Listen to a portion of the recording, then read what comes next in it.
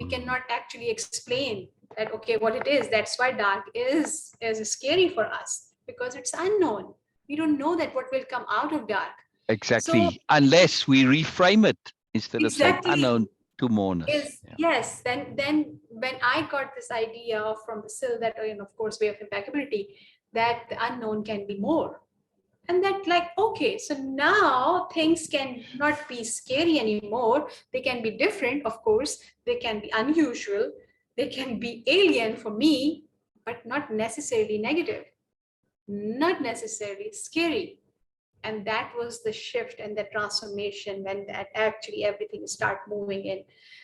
So this whole process of this learning and growing through way of impeccability and moreness, for me, it is not only about, like, you can see that in my expression, in my communication, but also internally.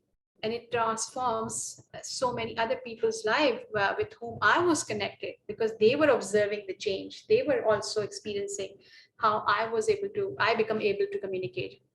And that the idea of moreness and the perspective shifting, the superpower of perspective shifting changes their life. I didn't say that in that exact words, of course. I just asked them that, okay, so what about these dreams? Okay, okay, what about this? And what about this? Those questions. That's why I say that, okay, questions are the love notes from the universe. Because what I was just doing, I was asking them questions and giving them this opportunity to explore it by themselves. So they might not have this idea that I was actually assisting them to transform their concept of having the nightmares all the time.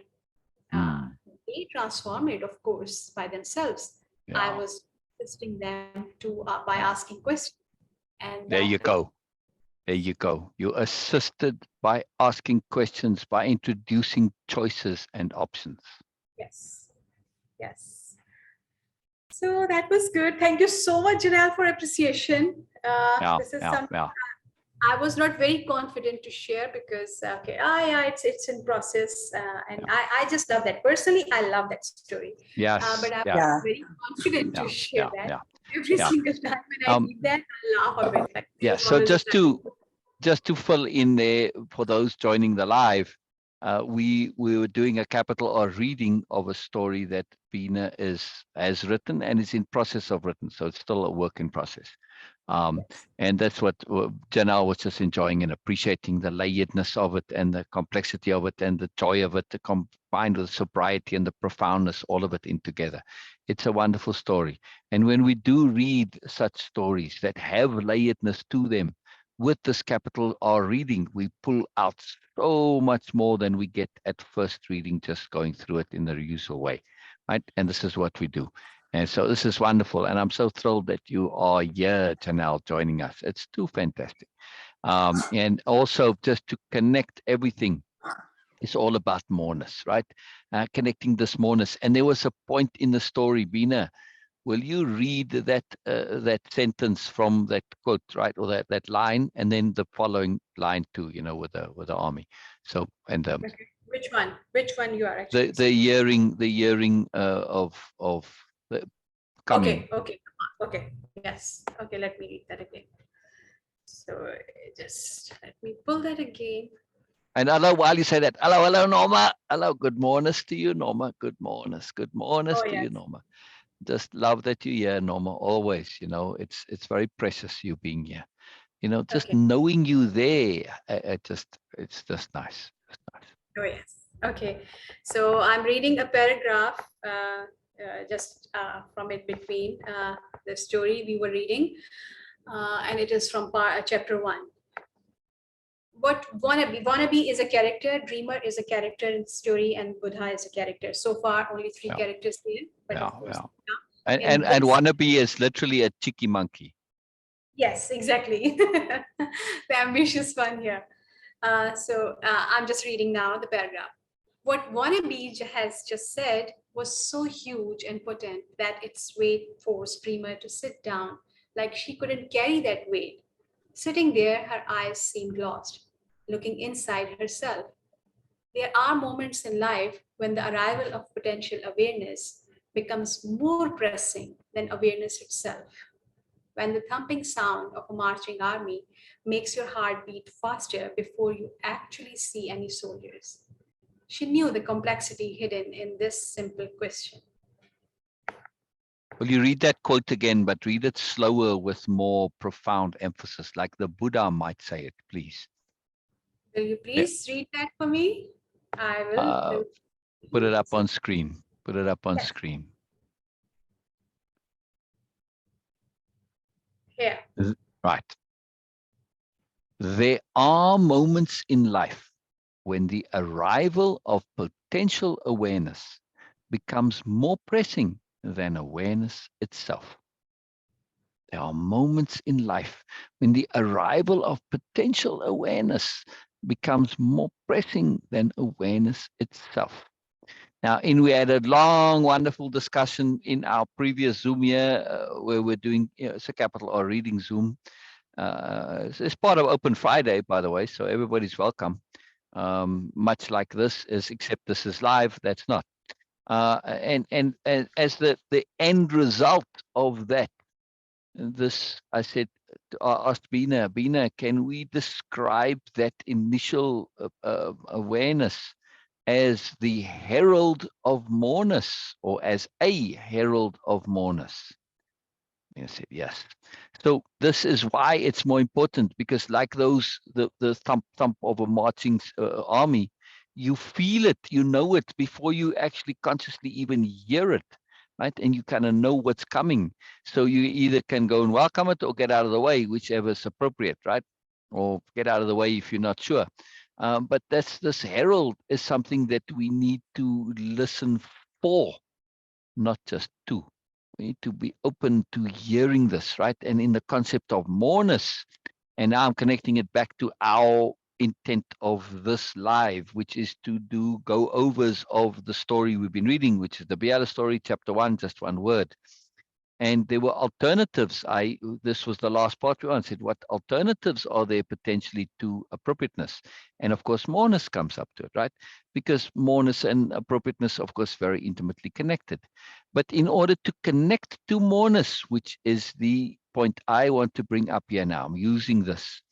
In order to connect to moreness, one of the ways of connecting to moreness is to listen for that herald of Moreness, which is that subtle, deep, almost silent, but not quite silent, that whisper, that nudge, that hint, that little clue, that we've got to start to make an effort to listen for that. And then once we say, oh, yes, something there, then we can start listening to it. Yes. And then we start to hear more. And that's how we can connect to moreness, right? And that's our theme. Yes, and this is exactly the point, the Herald of Moreness, where mostly we get scared and we give up on that. Like, okay, no, I know that, okay, and then we start creating excuses for that. Exactly. So this is a very crucial point to show Exactly. this and persist on that, because even maybe because the awareness itself might not be that overwhelming. Exactly. Exactly. And here we brought up that point that you mentioned earlier about in at least because your story is connecting with dream and a dreamverse, dream universe, etc. Right? And you call it the dreamverse, which is a very cool term. And also you were talking about the unknown. And when we hear that herald, right, and we start to listen for the herald, but if we take that herald as being a herald of the unknown, now that herald becomes something we want to run away from. We don't want to hear what the herald has to say, because the unknown typically for us is scary and horrible. And that's where this philosophy, it's a philosophy, it's a way of living, it's a whole life change of moreness comes into it. Because simply by taking the unknown and reframing it, relabeling it, reassociating it as moreness, we now start to listen. We actually hear that herald. First, we're listening for it, but then we say, oh, okay, well, now come here, herald, tell me what's going on. And the herald says, well, there's an army coming. Well, what kind of army? Well, it's the enemy army. Okay, bye-bye. Oh, it's a friendly army. All right, let me go and get ready. See, so we get those clues ahead of time that allow us to prepare, to connect as appropriate as we want to be there or not, to how to approach, how to connect, how to interact, how to relate, right? So this is a very, very powerful thing. But if we take everything as scary and unknown, we tend to connect to very little. But when we have this idea of moreness, now we are a little bit more open, well, a lot more. We are eager, we are excited, but doesn't mean we stop being judicious. We don't stop being careful. We don't stop being strategic. Yes, I mean, just because, oh, an army's coming, I'm all excited. Well, what kind of army? Oh, okay, well, I'm excited to get the heck out of here if it's an enemy army, right? See, so we can use that energy of that excitement. But moreness is a profound thing. And if we aren't open to moreness, we'll never see it. Let me repeat that. If we are not open to moreness, we'll never, ever see it. And sadly, this often happens in people's lives. It's one of the saddest things ever. One of the saddest things ever. So yesterday, I was asked, I'm paraphrasing now, and that's just how my mind works. Add something here. Please go ahead. Please go ahead. Go ahead. Sorry, I don't know that. No, please go.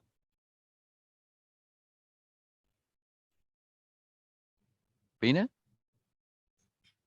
Where'd you go? Okay. It is, sorry, sir, it is just breaking. So I will share later. It's okay. You're okay now. Go ahead. Okay. So I was about to share that this idea of moreness really, really a transformative idea, and the philosophy and the ideology, because what I have experienced, at least in my life and in my surroundings, when we resist to the laziness, to the procrastination, we try to like, okay, yes, I want to learn and grow. These things actually, when they are failed and we persist that, okay, now no matter what, I'm going to just do this, then the fear of unknown comes. The real villain, and they say that, okay, yes, I do have time. I was willing, but this is so scary. It is going to disrupt the whole life. It is going to actually just break me down. And that fear actually manifests in or project in many ways in our lives. This idea of overwhelm, this idea of like, okay, worldview collapse, as you say that, it just makes people scared and they ran away from that. That is the very moment when we have to persist. When we talk about, like so many people talk about law of attraction, law of assumption, and whatever they want to call it, but why not we apply it into learning and growing? That I'm going to just keep my focus on these things, keep the focus on learning and growing, no matter how negative things or thoughts are coming. We don't do that. We try to manifest a Ferrari, and then, okay, no, I'm not going to compromise on anything less than Ferrari. Okay, I'm not going to think about and pay attention to any negative thought, anything which is not aligned with my dream. But when it comes to learning and growing, we don't apply that. We don't negate any other thought just because that I want to learn and grow, and anything else is going to distract me. So it's a self-awareness we need to pay more attention to. Otherwise, we will always have excuses to not learn and grow. Wow. Absolutely. So I want to enlist you and Janelle now, if Janelle is around. I know Janelle is busy, but I want you to read. I'm here, but I do have to sign off for now. I'm going to try to sign back on. But okay. Before you go there, just read a few here, right? So in this connection to what Bean is saying and a follow on from yesterday, this question came up. It came up in a slightly different format, but this is the essential question: how to connect to our moreness. Will you read a few before you go, please, Janelle? Yes, let's see. An act of will, sheer determination, and stubborn persistence. Setting an intent to moreness and holding it tight forever. Finding the tiniest little bit of moreness and moving toward it. Moving away from lessness. Checking consistently what beliefs you hold about what matters to you and about what's important. I'm going to stop with that one. Yes, that's a good place to stop. Yeah. So any of these jump out at you, Janelle? They connect, resonate, anything? I mean, even the first one, just an act of will. Yeah. If if you Yeah. don't really, if you don't, well, it starts with just that desire. That's where it starts. And then you put your intent there. And if Exactly. you don't even have that seed of desire, well, Exactly. it's not really going to blossom. You have Exactly. to really, it's just like a Yes. seed. You plant it and then you take Yeah. care of it and you allow it to Exactly. grow. Wonderful. Wonderful. So, Yeah. So actually, I was thinking that, to read these more one at a time, but you read our block, which is wonderful. Wonderful. I like that. We'll continue reading them one at a time. We'll oh, continue okay. reading them one at a time. I'm No, going to no, it's dismiss great. It's myself, wonderful. I love it. but I love it. You keep listening. Jump in anytime. Jump in anytime. thank This you. is too cool. This I is too appreciate it. cool. Thank you. Bina, will you read, please? And there are two that you can skip, but otherwise, will you read some, please? Bina, where'd you go? Yes. Will Yes. you read them like one at a time, please? We did an act of will. Let's read them one at a time. I was just listening to Janelle. I mean, it's just wonderful to listen to, but I thought, man, it's too much here. It's too fast. It's too fast. Right. So we did an act of will, like Janelle says, if you Okay. don't have that desire. So will you read and then comment? Read one and then comment, expand, expound, elaborate, perspective shift, etc. Yeah. Okay.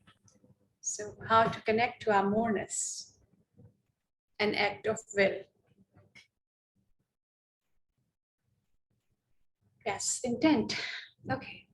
Yeah. Sheer determination and stubborn persistence. Exactly. Why This is, stubborn? Why stubborn? yes, because we need that stubbornness to persist, to continue, to To not get, leverage. yes, that energy also. Like, Yeah. yes, I know that whatever is happening around me, whatever is happening inside me also, but I'm going to persist on that. I'm not going to leave this Yes. because this is my choice. That self-respect, that a kind of like a subtle pride, self-pride in it, Oh, yes. is needed. Exactly. That this is my choice. How I'm going to just leave it like that for Exactly. trivial reasons. Exactly. Exactly. And we've discussed stubbornness many times in our discussions, right? It's a big part of Way of Impeccability. As in, because of perspective shifting, we've come to this understanding and awareness that stubbornness can be fantastically positive, right? Absolutely. And in this context here, it is absolutely, like you said, it's a point of personal pride and respect for yourself that you have a stubborn persistence, which means that, if I don't respect myself and I start doing something and just give up, well, what am I saying to myself? What am I saying about myself? I'm just invalidating myself. I'm saying, well, your decision in the first place didn't mean much. Yeah. Yes. Right? Yes. So your commitment means nothing. So if you're going to be persistent, you need to also kind of be, well, you might say stubborn and persistence, they both mean the same thing. It's a bit of an oxymoron there. It's kind of unnecessary. No, but when we understand that we want to be stubborn about our persistence, in other words, I'm not going to give up on my persistence, right?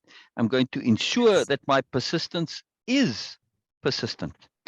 And as Exactly. you say, Bina, as you say, to have that deep self-respect, this is a profound point that is up here, right? So what was the first part of that? Oh, sheer determination, right? The sheer is not so much there, but, to be, to say it's something that we are doing as an act of the deliberation, right? To be determined, right? It adds that extra layer there. So if we want to connect to moreness and we don't know if we, in the way the question was asked, it was asked from a position of disconnect from moreness, right? So if you lost and you don't know where you at relative to your moreness, and this is a big deal, right? You feel like I got no connectivity to moreness. How can I connect to my moreness, right? And that's why that's connect to our moreness. Connect, not find, not learn, not acquire, not go and that implies it's outside of you.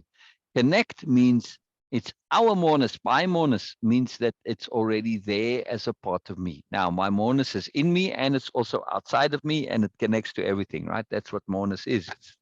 It's everywhere, right? So Yes. this point of Yes. connecting to the moreness is a very key point, right? And when you don't know, just be stubborn about it. Just be determined, and it will come. There's more points that will add to this as we go along. So will you read the next one, please, Bina?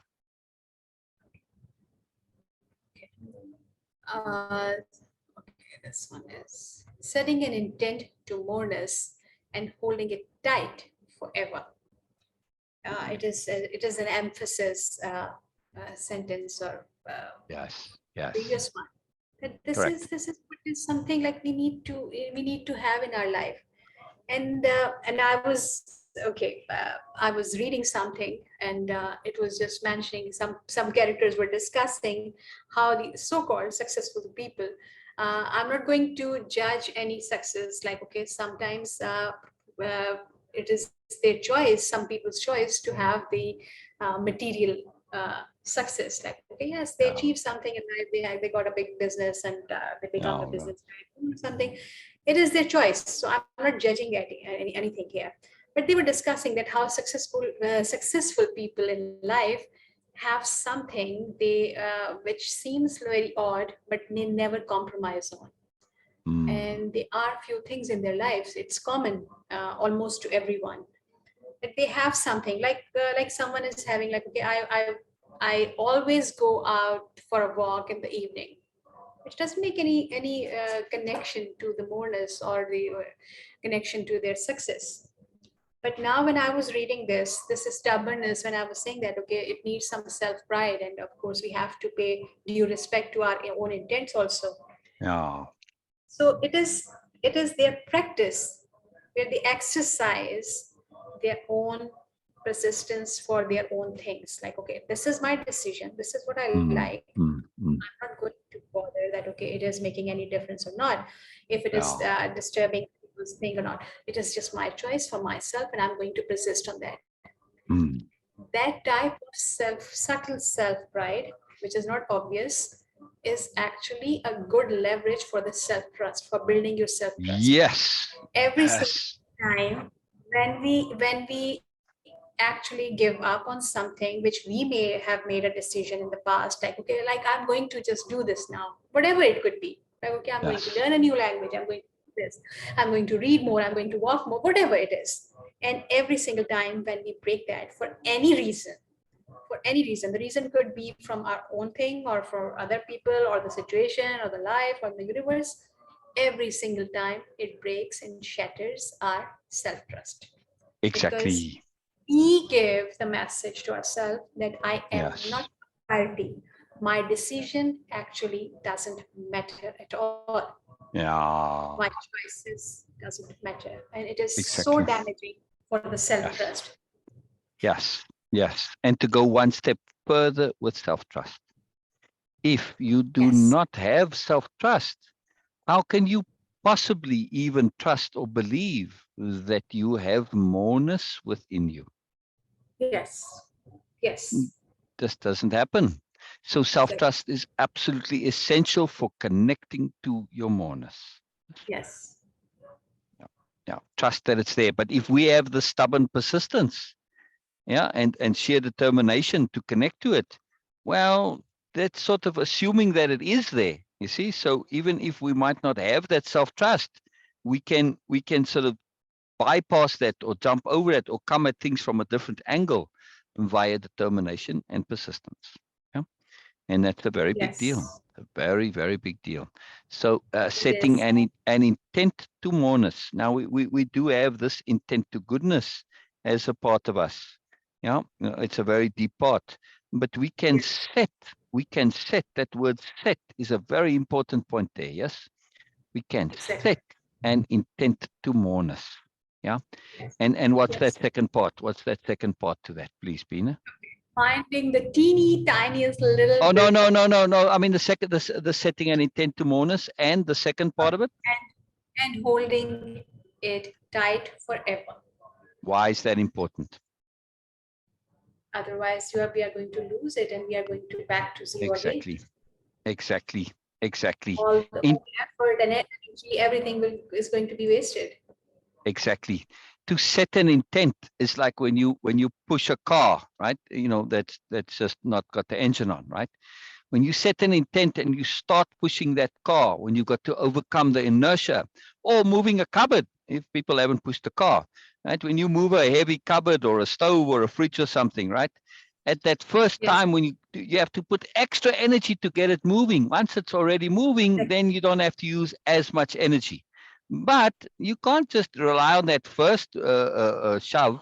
It's not enough. You've got to keep a constant pressure on that stove or cupboard or car or whatever the heavy thing is to move. And intent is a large, heavy, complex thing. Why? Because it involves the whole world, essentially, right? And the whole universe, if you want to put it that way. It involves everything to get your intent. There's a lot involved to have your intent come to be. So therefore, you need to keep that pressure to keep it moving. If you don't keep pressure, in other words, holding it tight, then it stops moving. And then you got to start all over again to overcome the inertia. So in order to maintain momentum, right, once you overcome inertia, then you've got some momentum. And if you lose that momentum, then you reestablish and the thing stops, right? So to maintain momentum, we need to keep that pressure, that energy, which is holding it tight. Yes? Yes. Very Yes. important. Exactly. Exactly. Next one. Okay. Finding the teeny tiniest little bit of moreness and moving forward, moving toward it. So if you don't know, if you lost out in your lessness, in your usualness, in your habitualness, in your default paradigm, whatever, right? And you know you lost, doesn't matter, right? Just whenever you catch that, like when you're in the dark and you see a little glimmer of light, you start moving towards it, right? Yes. You might stumble a bit because there's not enough light to see, but well, hey, if I got to pick a direction, I know that's a direction because I want to get to light. So I know this is a worthwhile direction, right? So this is the same with moreness. Whatever little glimmer you find, just keep moving towards it, right? And that can be internally. This can be your kindness, your humility, your integrity, your patience, your deliberation, your stubbornness, but positive stubbornness, right? Because you can really use. I mean, I can stubbornly insist on learning. I can be very stubborn about my integrity. I am. I'm ridiculously stubborn about my integrity.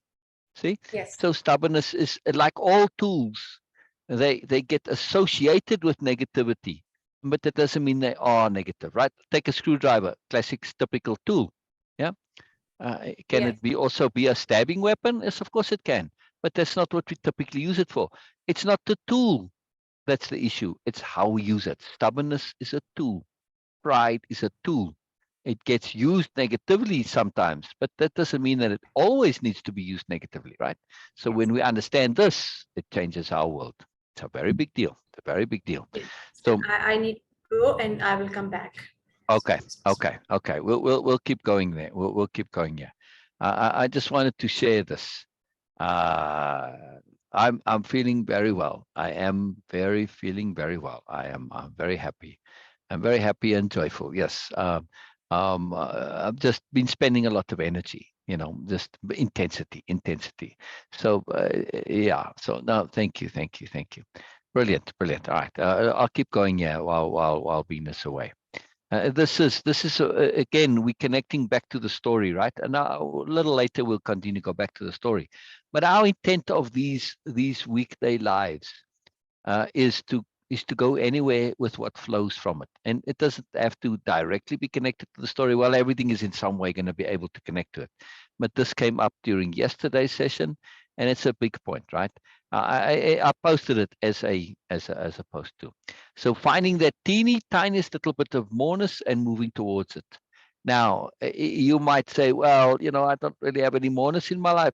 Well, move away from the lessness. That's it. That's how you can get to moreness, by moving away from the lessness.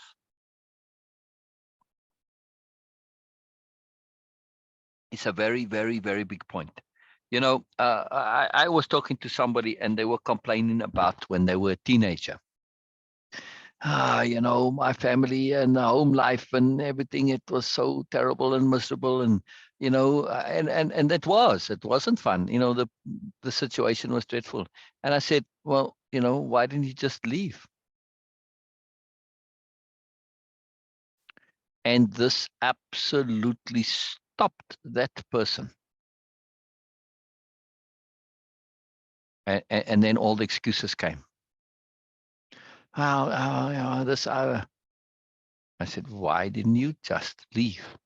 Eventually, when they were really honest, they said, well, I never, ever even thought of that as an idea. Never considered it. Never, ever considered it. It was just not an option. And of course, it always is an option. It always is an option. It may not be a very attractive option, but you know what? Leaving in that case, it's better than the junk and the rubbish that you had. That person, they couldn't leave because they weren't able to go into the unknown, because that's what it meant to them at the time, right? They had the known and then they had the unknown. The known was horrible and terrible, but the unknown was even worse. But if they'd considered, wait a second, I can leave. What's out there is moreness. See, we're reframing unknown into moreness. Now, of course, the moreness may not be always positive in a direct sense, but you're going to learn from it. Yeah, doesn't matter. It may be dangerous, yes, but well, the moreness is that if you go out there on your own, you're going to now have to be strategic and sensible and thorough, and you're going to have to plan and plot and find out alternatives, think of other solutions, etc., etc. It's asking you to step up, in other words, right? Whenever we venture into the unknown, that's typically what happens. We get asked to step up and to step into moreness. They go together. Step up, step into. The point is, when you don't know, move away from the lessness. Now, let's say you're immersed in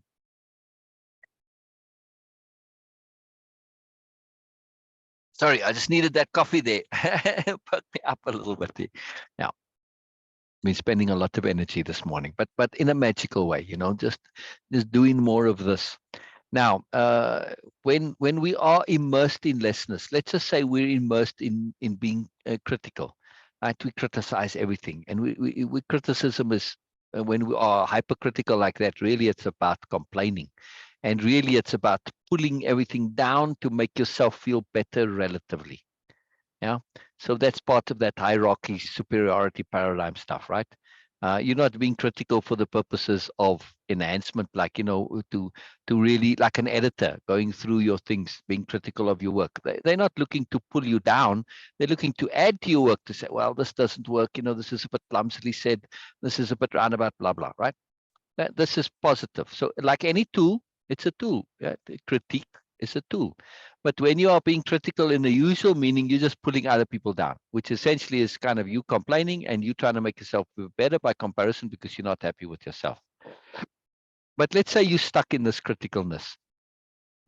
Whenever you find yourself being critical, just move away from it and don't do it.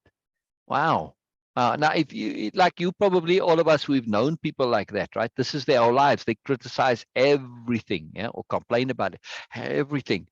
If they were to move away from that, well, first of all, they'd have to say, well, let me start doing it less, right? Let me criticize less. And as they do less and less and less, when they break that habit, when they break that immersion, they go, well, this is not cool. Well, let me just stop doing this and find something else. And then when you say, let me start to find something else, and when you've moved away from it, now you've made space for something else to come.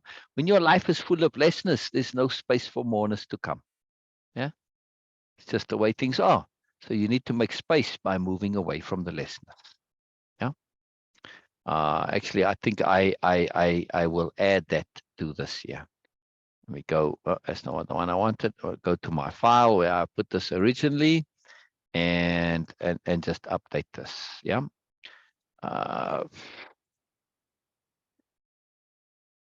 Making space for moreness. Yeah, I like that. It's very important. So, all of these things always, we have to update them and see how what immersion does. It brings more. And it's a very powerful tool, immersion. A ridiculously powerful tool to understand and how immersion works, because it's emphasis and the brain starts firing up and then more comes from more and it just starts feeding on itself. It's one of the things here that comes into it later on. So, all right, let's continue. Moving away from lessness, making space for moreness. All right, the two go together there. Checking constantly what beliefs you hold about what matters to you and about what's important. Well, I think I just need to leave my edit open here because I was asked this question yesterday. And it was a very earnest question, and earnest questions have a deep power over me. My brain just automatically responds and stuff starts coming up out of me. And I gave a long response yesterday, but this was in the middle of the night. I mean, very literally in the middle of the night. And this came. And so I texted it to the individuals involved. And I said, you know what? I'm going to make a post out of this because there's a lot that came here, right? And that's how it is. Once you start, the things start feeding on itself. It's very powerful. Checking constantly what beliefs you hold about what matters to you and what's important. If you hold lessness beliefs, like I've got to be superior, I've got to be better than others, and if I'm not good in my own right, then I've got to make them less than me so I can be relatively better than them. Oh, what a horrible, horrible, horrible belief system. And to have this be important to you and matter to you, oh, this is devastating. This is a devastating way to live. So you only feel good when you've got worse people around you. You're already not very cool and full of nonsense and everything, right? So now you're feeling better because, well, you're the best piece of junk on the rubbish pile.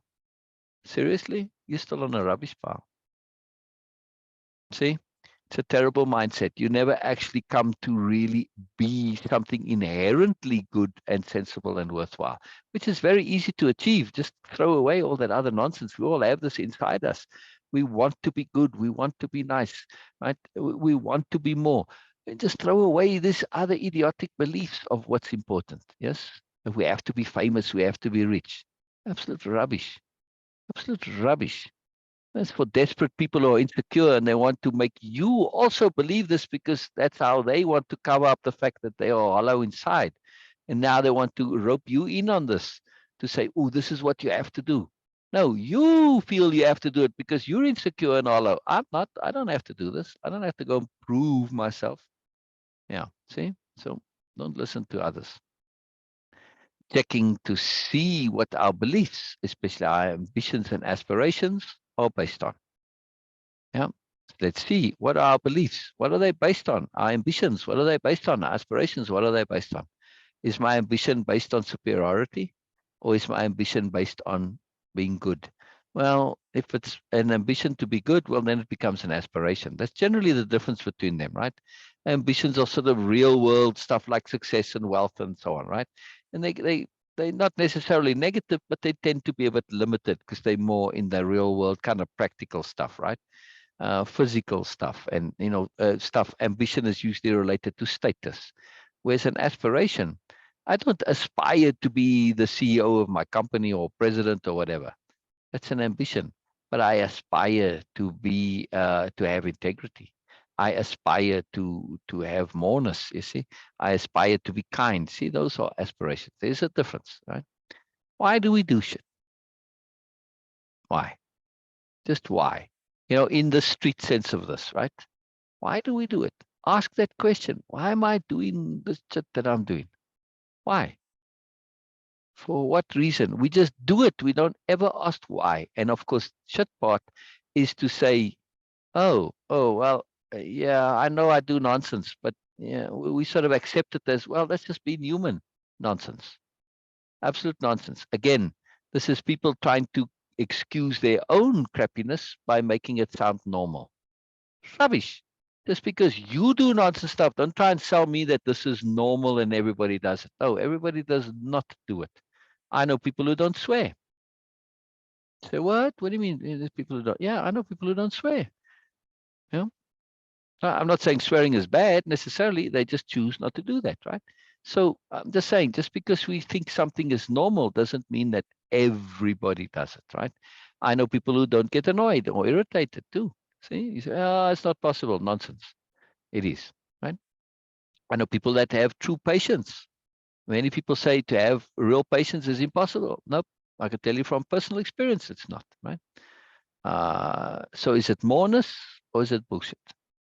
Just ask that question and that will connect to it. Most of the times the answer comes in our lives with all the nonsense we do. Nope, it's not moreness, right? Now, this is an important one here. Feel around inside you.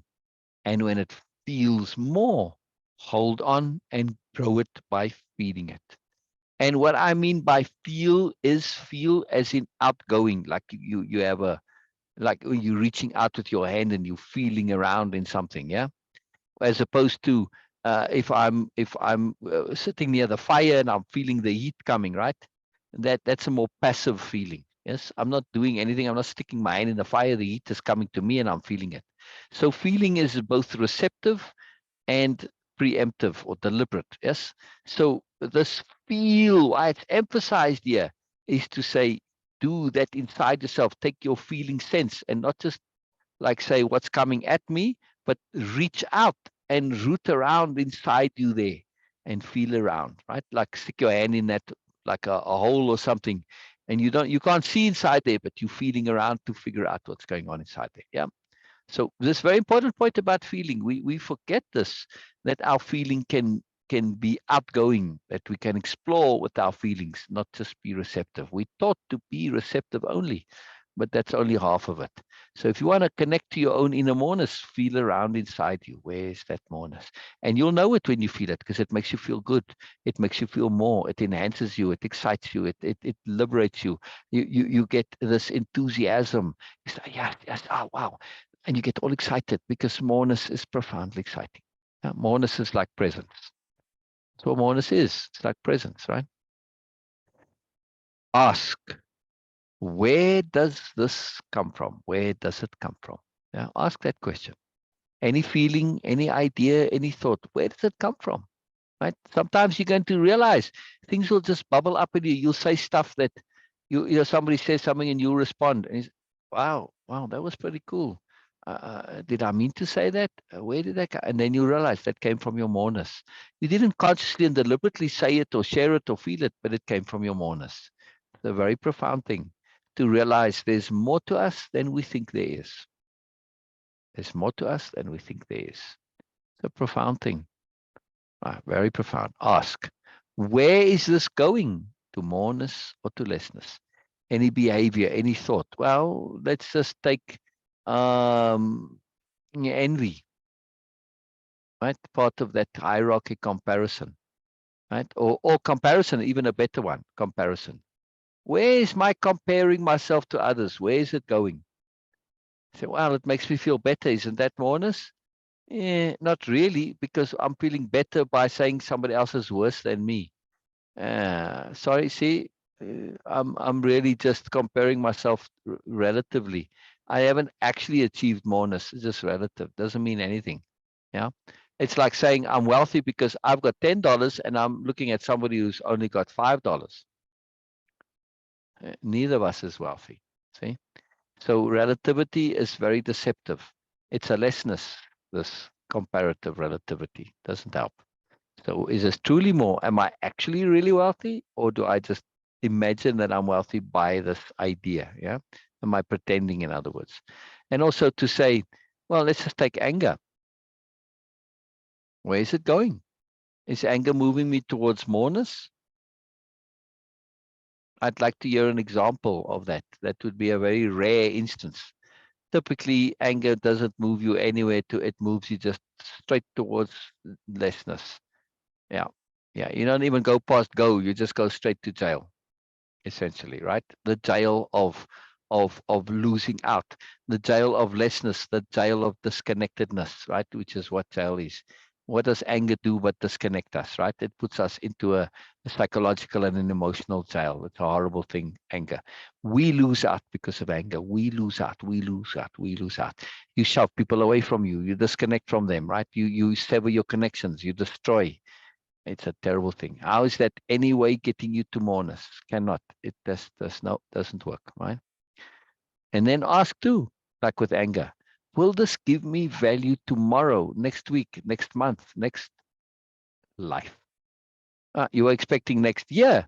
No. A little surprise there, see? Will this give you value tomorrow, next week, next month, next life? Next life doesn't mean after death necessarily. I can choose to start a new life every single day. Anytime, any moment, I can start a new life. I've started new lives multiple times. It's a wonderful thing. It's a very profound thing, starting a new life. Yes. So this is, again, take that anger. Well, that anger, it might give you value now. It may make you feel tough and superior, and it may feel like you're dealing with things or whatever. But where's the value tomorrow? Look back at your anger. Look back at your anger and ask, are you benefiting from it now? I challenge somebody to tell me where they're benefiting from their anger. Now, I would suspect somebody's going to come up with this rare instance. But then I'll say, okay, everybody else, I challenge you to share where you had anger and you are still not benefiting from the consequence of that anger. Many, many more are going to tell you that they had anger and didn't benefit from it, than that one or two exceptions, maybe exceptions that are going to tell you they did benefit from it. Right? So just to keep things in perspective, just because there's an exception doesn't make it a rule. Yes, the exception doesn't prove the rule. So it's very important. There's always exceptions to everything.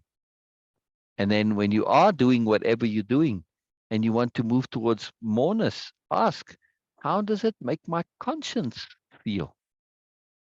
How does it make my conscience feel?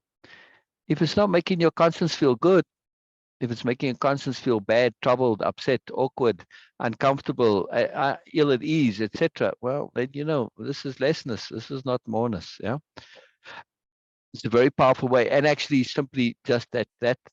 Since you want to know how to get to moreness, you start paying attention to your conscience. You're going to get multiple other benefits as well, right? So even just starting on this one thing seriously will lead you to everything eventually, like on this background here, right? Starting at any dot and going to the next dot, right? And starting to explore all the dots.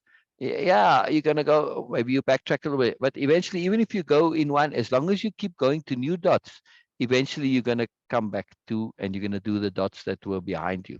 You're going to do all the dots eventually because they're all connected, right? Just the way it works. And that's the magic with when we truly take even one point and we explore it fully, it will connect us to everything else eventually. Okay. So how you get to moreness, keep exploring. Yeah. Just think about it and keep thinking and see where it goes. That's exactly what I was saying, right? Think about it. Thinking about it is exploring that light. Thinking about it takes me to the next light. Thinking about it some more takes me to the next one and the next one, and I keep going, right? And you go till the end. The end is when all of these are lit up. Yeah, may seem like a big job, but you know what? It starts to accumulate, and as you light them up, some of them will automatically light up the ones next door, and so eventually you think this is a big job, but eventually it sort of lights itself. Yeah, and that's a big point. That's a big point. And that's why it's called enlightenment. It's a very literal reason for it. Moreness always has a future. See where it goes. Yeah, like anger. There's no moreness to it. There's no future. Moreness always has a future because there's always more. It's the very nature of moreness. Moreness, see, it's always more. Very profound. Can you justify it if you're being absolutely real? Can you justify your irritation, your annoyance, your anger? You're being real. Can you justify your comparativeness? Can you justify your envy, all this stuff? No, you can't. You can't justify it. You can't. Try it. Try and justify it when you're actually being real. Not be a, well, this come on, who are you trying to kid? Right? Be real. Let's be real. Can you? No, you can't. See? And we know this, but when we absolutely say that, we have to give up these indulgences, right? Because they only temporarily make us feel good. And we're willing to sell our souls for that little bit of goodness because we believe otherwise we'll have nothing.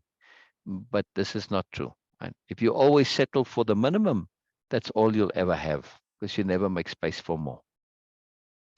How easy is it to live with? If it's not easy to live with, it's not moreness. Start by making a moreness list and keep at it until the list feeds itself, like this one has. Right. So when I woke up in the night, I had 1 or 2 points that I wanted to write down, maybe 3 or 4. So my phone there next to the bed, I started typing, whatever. Right. Well, I shouldn't do this way. It was more like, right, now for sleep.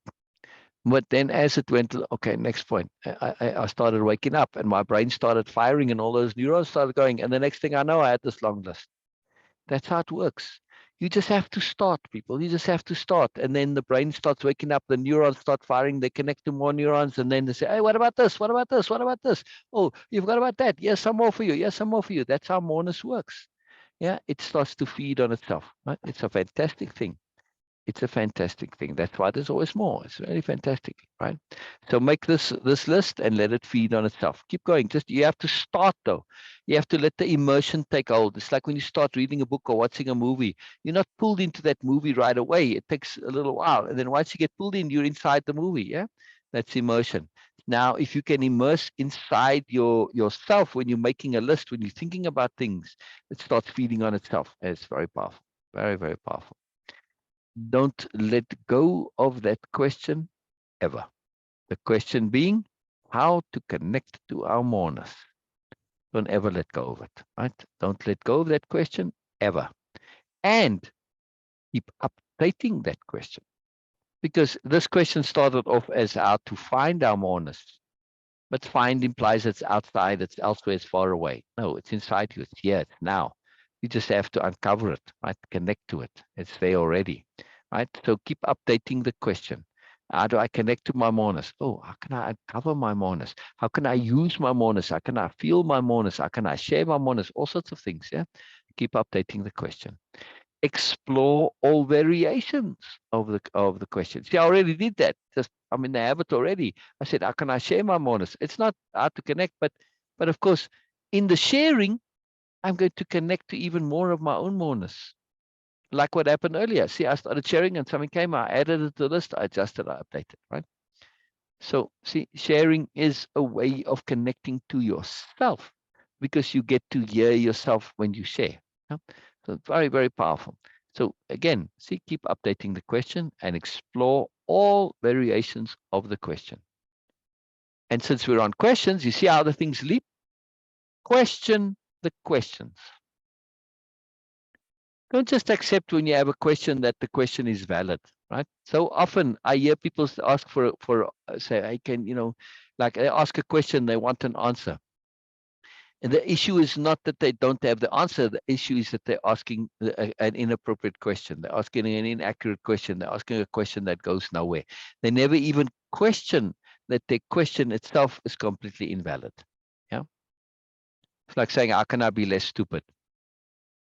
You're not stupid in the first place. Question the question. See? Yeah, there you go.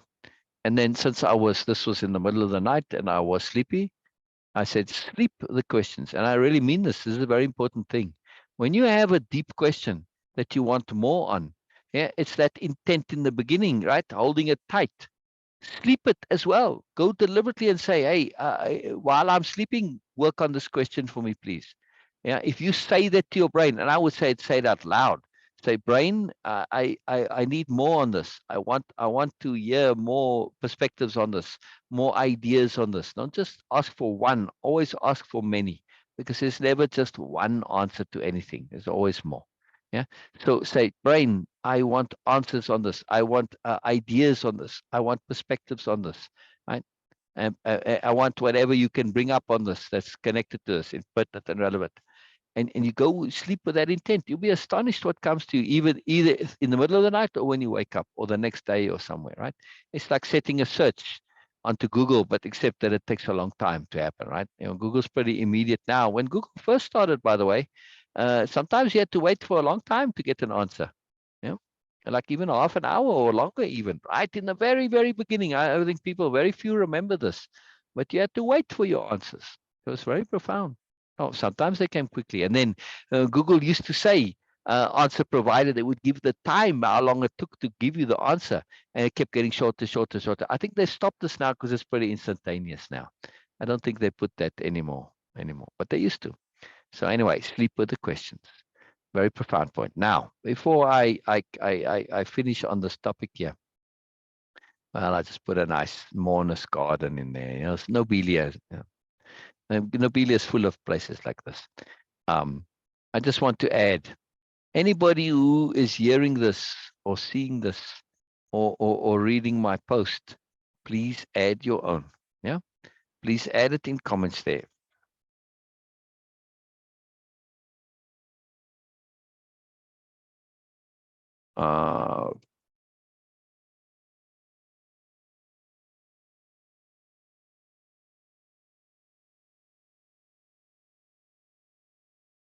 Please add your own Moreness responses to this post here in comments. Are you back, Veena? Oh man, my typing sometimes. Okay, so Norma is saying, what about anger for others' behalf? Oh, what a brilliant question. Yes, see, like all tools, right? Anger is a tool, like any other tool. Now, typically, anger gets misused. There are times when this does happen. Yes, Norma. There are times when there is a moreness to using anger, and in a situation like that, where somebody's being abused, and you are using your anger to try and shift that.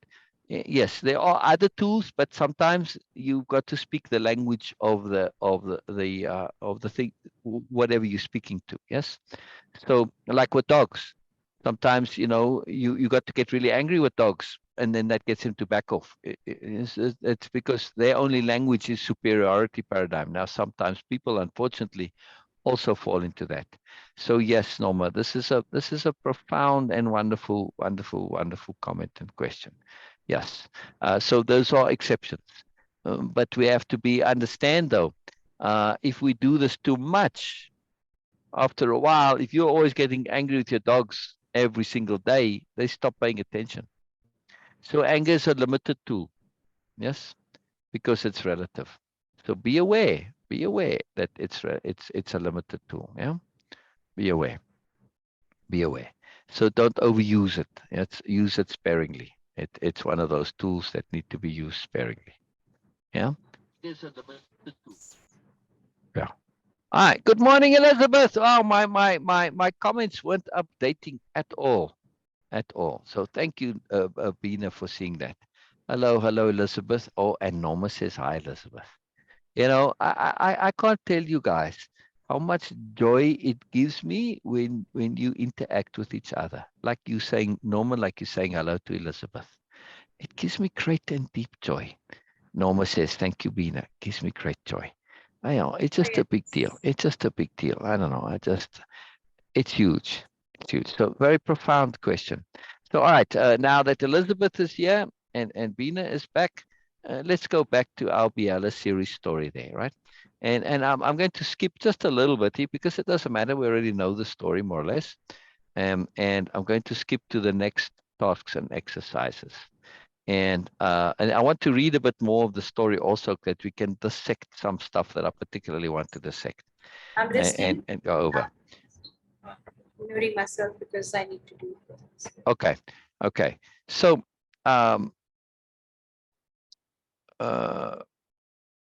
so this question I wanted to ask here.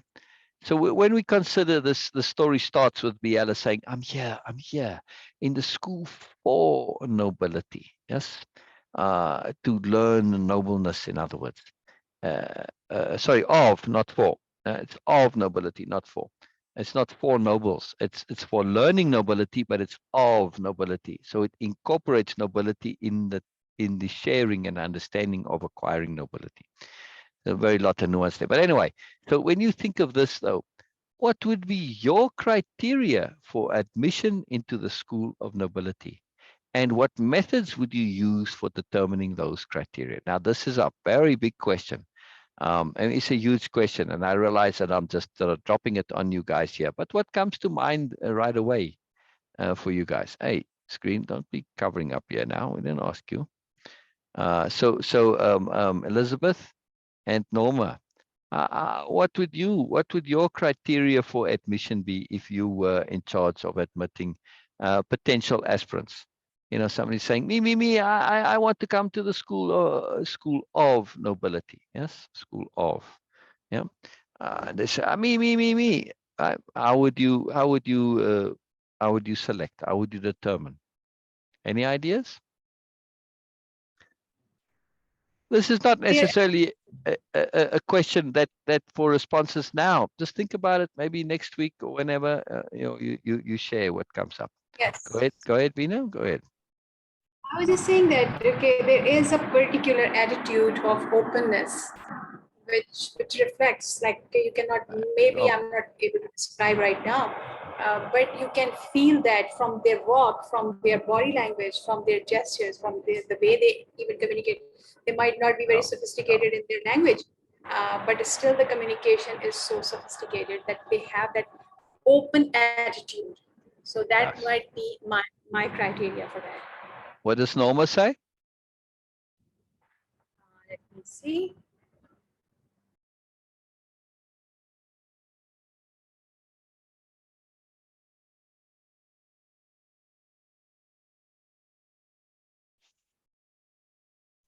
Just when animals are ill-treated, I think that was in They should response be to. awake and keen. Yes. There you go. That they should be awake and keen. Yes. Now I try never to use this word should, but in this case it is appropriate. Yes. So awake as in open is exactly what Vina said, just a different way. See, multiple perspectives. Open and awake, not quite the same thing. But yes, because they may realize that I want to be awake, but I'm lost. I'm in a bubble, but I'm really desirous to be awake, which is where the keen comes from. So I'm open to whatever I need to wake me up a bit. Yes, I realize I may need a few, cold water in the face or something to wake me up. I'm aware of that. Elizabeth, Elizabeth's probably driving, so I won't pressure Elizabeth for that. I mean, she at least said hello, which I appreciate, Elizabeth. Really, your good morness there. Oh, did you say good morness or good morning? Let me squint again. Doesn't matter either way. It means a lot. It means a lot. It means a lot. It's a big deal to me. All right, so I wanted to just ask that, right? Criteria, openness. This is absolutely key, and enthusiasm, keenness. You might be open, but if you're not enthusiastic, if you're not keen on this, and the word keen is so potent, right? And because keen comes from the first tool of civilization. This is the tool that led to civilization. Not the wheel, not anything else, but the knife. What, to be more specific, the blade, the edge. Yes. So that's where the word keen comes from. A keen edge. Yes, means a very sharp edge, right? Very powerful edge, a keen edge. Without the keen edge, you can't do much. Yes. So it's a very potent point, right? A blunt knife doesn't work. And if you really literally, you could ask any survivalist. I mean, they've said this, Bear Grylls or any of those guys. They said, you can drop me anywhere in the world, completely stark naked, right? And I will survive, except I'll need one thing, and that's a knife. All of them say this, right? Because from a knife, you need a knife, an edge. In other words, to make that wheel, right? The wheel didn't come first, the edge came first, right? And typically those came from things like obsidian, which is very sharp when you break it off. The rock, it's like almost like glass, just a few steps away from glass. So this is very, very powerful thing to understand. But a keen edge, as opposed to a blunt edge, makes all the difference, right? Makes all the difference, as you know. I mean, when you're working with the blunt edge, yeah, it's a struggle, it's a hassle. So when our enthusiasm, our energy is a bit not keen and a bit blunt, it's like it's a struggle. Ramsey, the job. See, trumpets, Ramsey. See, your name just comes with trumpets. I love your name, man. I love you. Hello, Ramsey. Hello. Wonderful. Good morning, Ramsey. Good morning. Thrilled you here. So I was asking Ramsey, and this question here, for the school of nobility that Biella is in, all the other aspirants are in, the whole group, they're all friends, right? the whole planet being the school, what would your criteria for admission into the school of nobility be? Yes. And what, well, we'll get to the second part of this. What methods would you use for determining that criteria? Right. So first, let's take the first part, Ramzi. What would be your criteria for admission into the School of Nobility? Now, I know this is a huge question, right? And it's one that we could probably take weeks and months in discerning and determining. And it's like, if you really were to get down to it, right? It's a big deal. But just what pops off into your head. Yes, good morning, Ramzi. What jumps into your head right away as what criteria would you use for admission into the School of Nobility?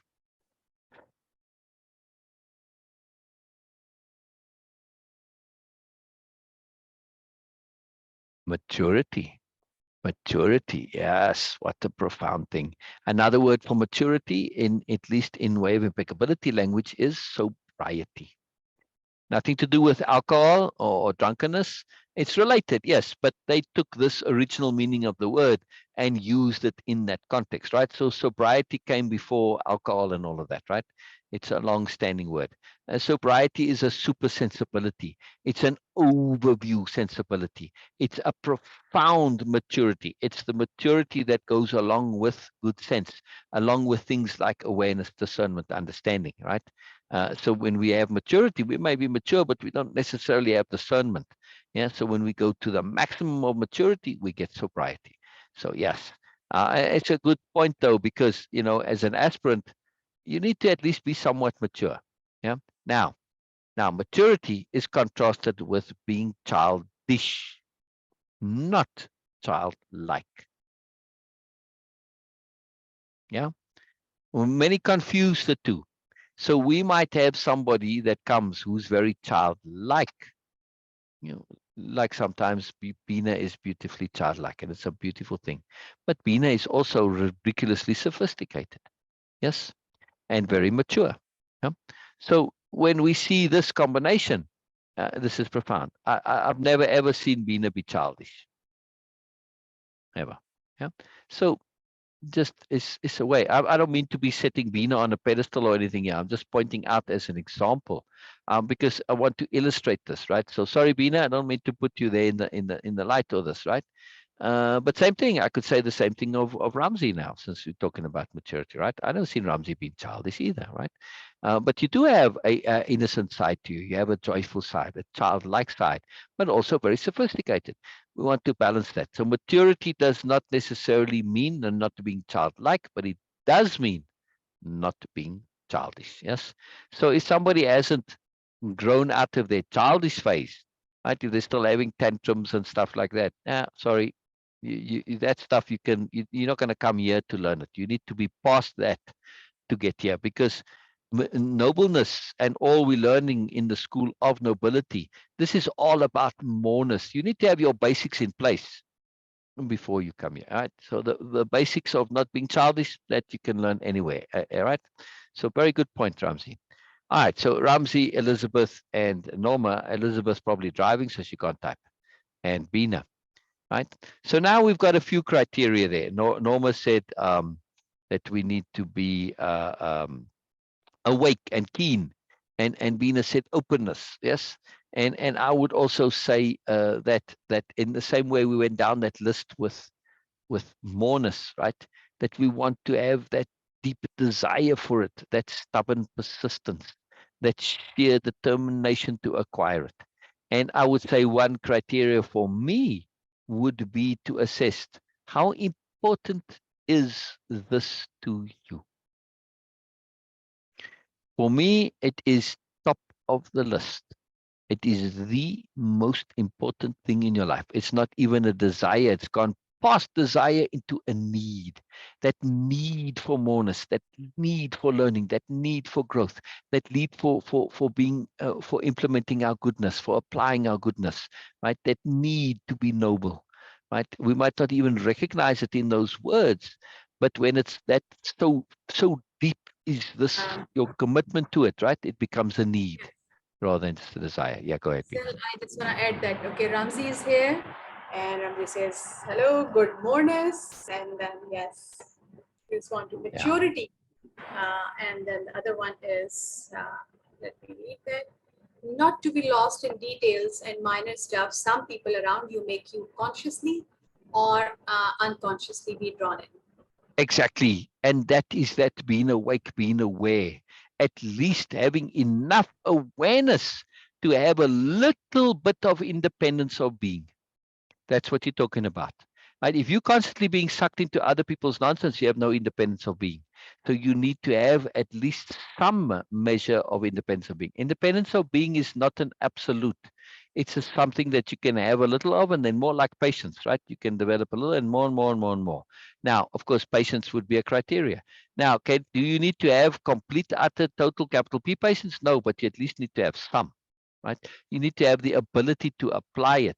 So this ability to have this to be a little bit to stand on your own and not automatically just get pulled other and other and when and yon with everything. No, you need to have that. Yes. So I would summarize that as independence of being, at least to be really precise, Ramsey. Yes, to possess some measure of independence of being. Some measure. Of course, the being, yes, because you want to have more of it, but you do need to have some. Absolutely. Absolutely. Do not, in other words, be influenced, as Sophie would say. Yes, I'm receptive, but I'm never influenced. And Sophie is profoundly capital R receptive, as is every new noble. But none of them are ever influenced. They are so receptive that they say, whatever you're saying, I'm going to insist it makes sense as my starting point, and then reverse engineer it from there. But when it comes to taking it into me, I'm going to choose. No matter how much it makes sense, I'm always going to choose. I may choose every time, but I'm still choosing every time. Yeah. So this is about capital R receptivity also. Yeah. This is fantastic. Now we get to a tricky question, right? What methods would you use to determine those criteria? We might say, wow, I want keen people. How am I going to actually determine whether you are keen? How am I going to determine whether you are mature? How am I going to determine whether you are open?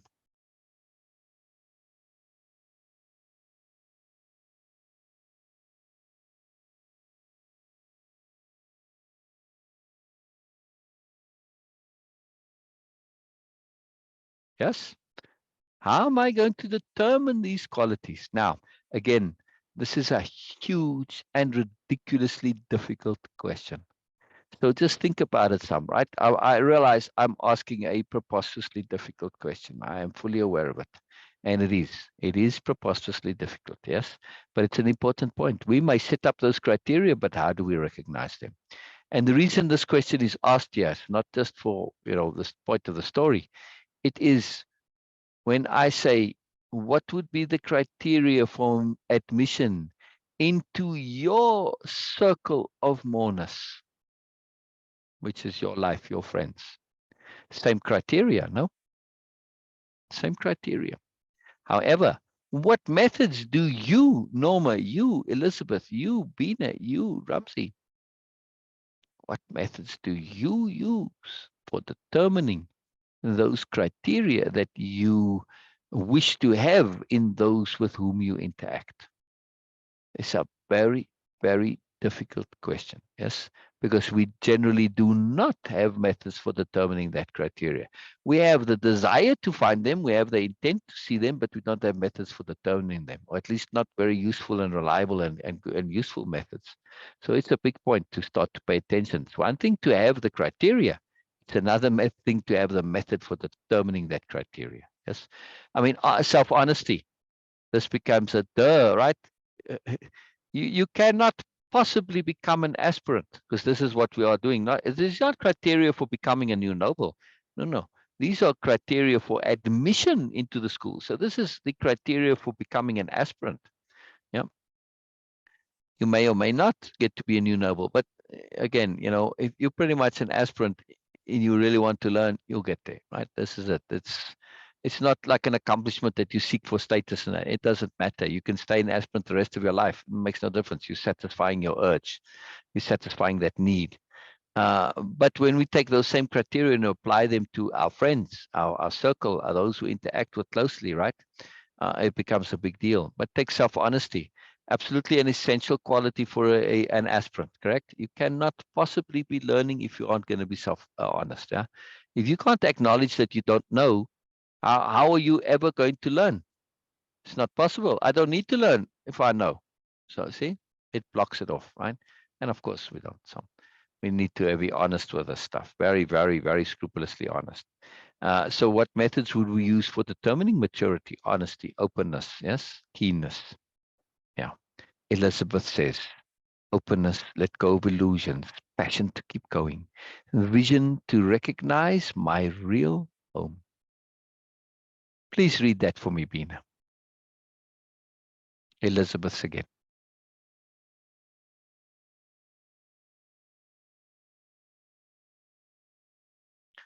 Yes. Ramzi, I'm going to come to your comment in a second there, because I do want to just adjust it a little bit. Bina, are you with us? I want you to read Elizabeth's comment if you can. All right, Bina may have had to step away. She's listening, but she's not near the keyboard to unmute. It's just so beautiful, Elizabeth, you know, openness, let go of illusions. Yes. Our entire paradigm we in is an illusion. It's a no possibility of win illusion, the superiority paradigm. It's very crucial to get go of those illusions. The illusion that I'm okay as I am. No, I'm not. It's a very big illusion. The illusion that I don't really need to learn. Oh, yeah, of course we can learn, and learning is good. But do I need to learn? Most hold on to this illusion that they don't need to learn. Sorry, you do. You absolutely do. Yeah. Passion to keep going. Yes, we mentioned this, Elizabeth. That keenness. Yes, passion. It's absolutely essential. It's beyond passion. It's necessity almost, right? Yes, it is a passion, but it's so deep for us that it's almost necessity. Yes. Vision to recognize my real home. That is a very critical point. And to have that vision to realize that, yes, this is where you belong. This is what is truly, truly important to you. Yes, this is very important. And this doesn't just apply to joining, admission into the School of Nobility. This applies to admission to anything that you're joining, right? I mean, let's say you join a sports team. You want to be, let's say you want to really get into sports, right? Uh, you have to say, is this my home? Yeah, I mean, maybe I'm joining the sports team, not because I'm going to be a professional player necessarily, but I just, this is where I belong, this is where I fit. I may be a janitor there, but I just love everything about it. Yeah, I feel at home there. It's my real home, not just I'm at home, but real home. Very, very important. In other words, to paraphrase that into a power conception, resonance, capital R, resonance. When we find our real home, we have resonance. And resonance is a scientific term, right? To resonate, it's when you're vibrating in a particular way, in synchronicity, in harmony, in response. You don't necessarily have to be vibrating at the same things, but there's a resonance. They work together, right? One adds to the other. Yeah. So resonance is really you vibing with the place, quite literally. Yes, you're vibing with it. Yeah. So very big deal to say real home. All right. So forgiving yourself for your past mistakes. Now, forgiving is a very, very loaded term, Ramzi. And yes, I agree with your sentiment, but I want to just ameliorate or adjust that term forgiving a little bit. When we understand, capital U, understand, there's nothing to forgive. It falls away. There's no necessity for forgiveness. I get it. I understand how it worked. It's like, well, all right, I get it. I see it. I see how it is. And everything is just resolved in that capital U, understand, when you truly, truly, truly understand. Yeah.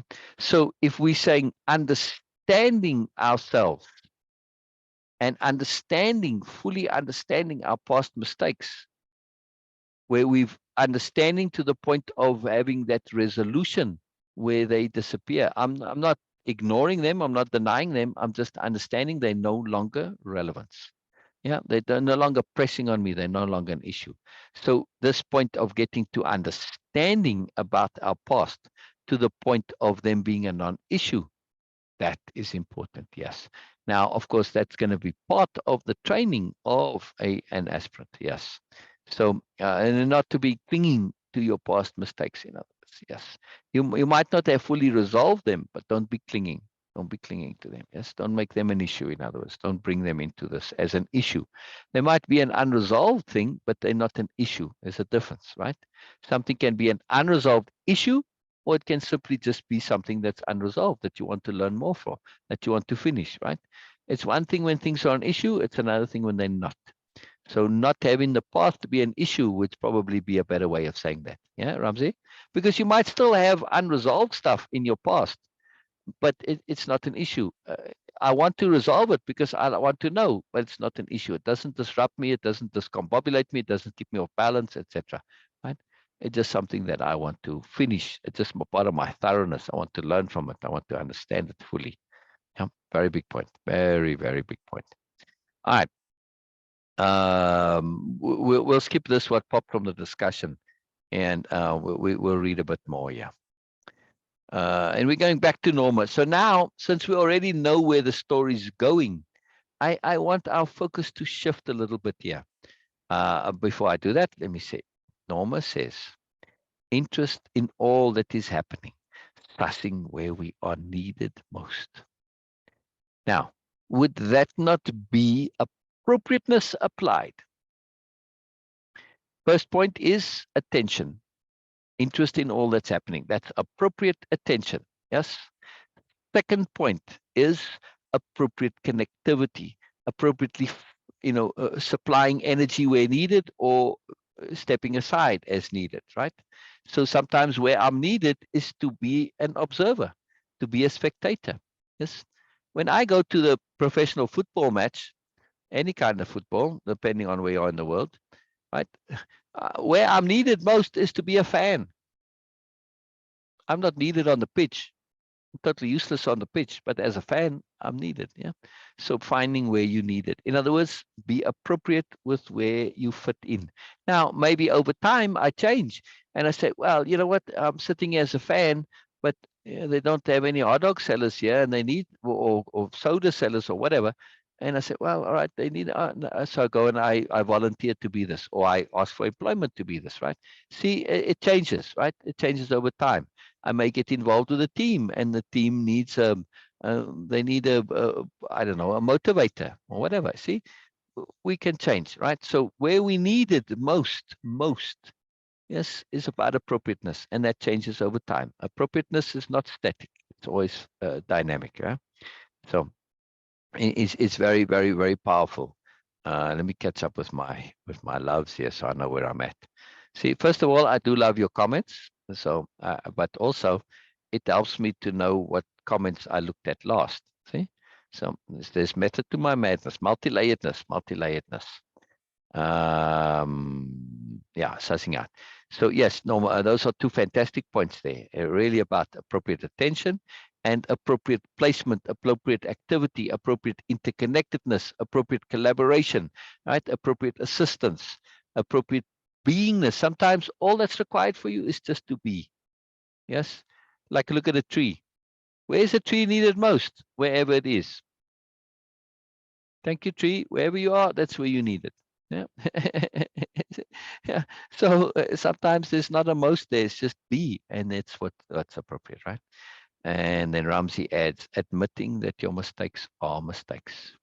This is self-honesty and honesty both together. Yes.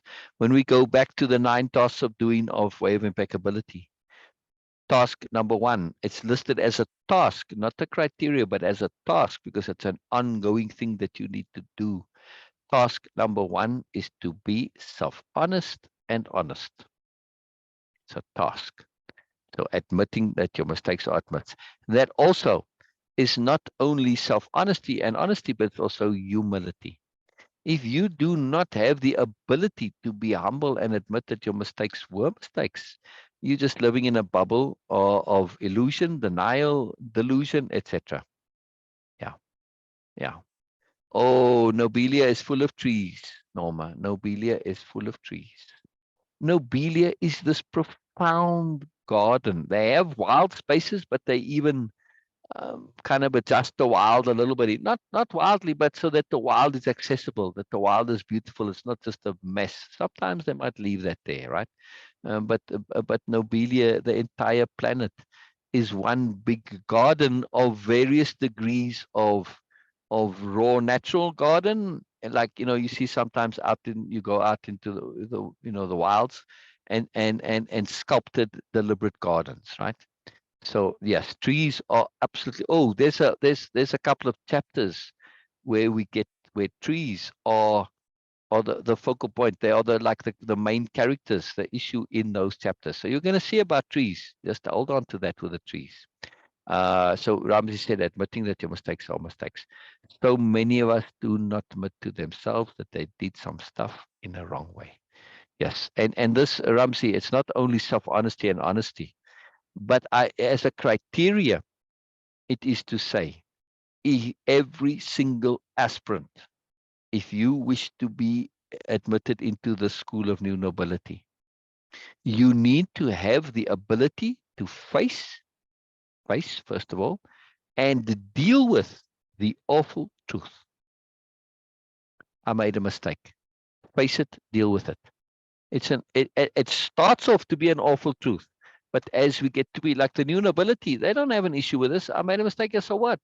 It's not actually them. They would say, because I made it impeccably, it turns out to be a bonus. Goodness, they don't even have mistake as part of their language. But if we have this ego and stress and think that mistakes are an issue and a big deal, and I can't make mistakes and blah, blah, blah, blah, right? You're never going to be able to deal with them. So therefore, those things are awful truths for you, but there is no such thing as an awful truth, really. Because really the truth is magical, it's marvelous, it's awesome, we want it. Yeah, but it's a false idea. But when we do face and deal with those awful truths, right, you really face it, deal with your mistake, what happens? When you truly deal with it and face it, it becomes an awesome truth, or it becomes an awful truth, or filled. Yeah, so see, so when I say awful, I mean awful, but we just don't understand that initially. So yes, this is a very, very, very big deal. Yes, Elizabeth says to Norma, thinking as a tree is a way to connect to moreness. Overview outside human lifetime. Yes, and Elizabeth, I love that you brought this up. For the new nobility, tree is also a verb. Yeah, like you would hear a new noble say, yeah, as for me, it's time to go tree. What do you mean it's time to go tree? Are they going to go climbing trees? What do they mean? No, they just mean they're going to go out and be like a tree. Not to be on a tree, but to be like a tree. Yes, maybe you can be sometimes too, but to be like a tree. In other words, to just exist in your moreness, in your pureness, in your connectivity. You have no agenda other than existing and just being, enjoying your existing, right? And also, as far as they're concerned, trees are all artists. Every single tree is an artist. Their art is their beingness, how they express the different. No two trees are alike, right? So each tree's shape and configuration is their art. That's how the new nobility see trees. Isn't that a wonderful thing about trees? But for them to tree is a very profound thing. It's to listen, it's to hear, it's to be, it's to absorb. It is to use your environment appropriately. Yes. I mean, look, the tree uses the wind to make itself stronger. What are you talking about, so? Suddenly I made a bit of a jump there. All right, so you probably all heard of that biosphere, right? The closed environment was here in Arizona, where they had a biosphere and was all closed inside this glass big dome, yeah? And they wanted to see if they can have this like out in space. You need these biospheres, yes? So it all worked fine and well, except what happened after like a couple of years?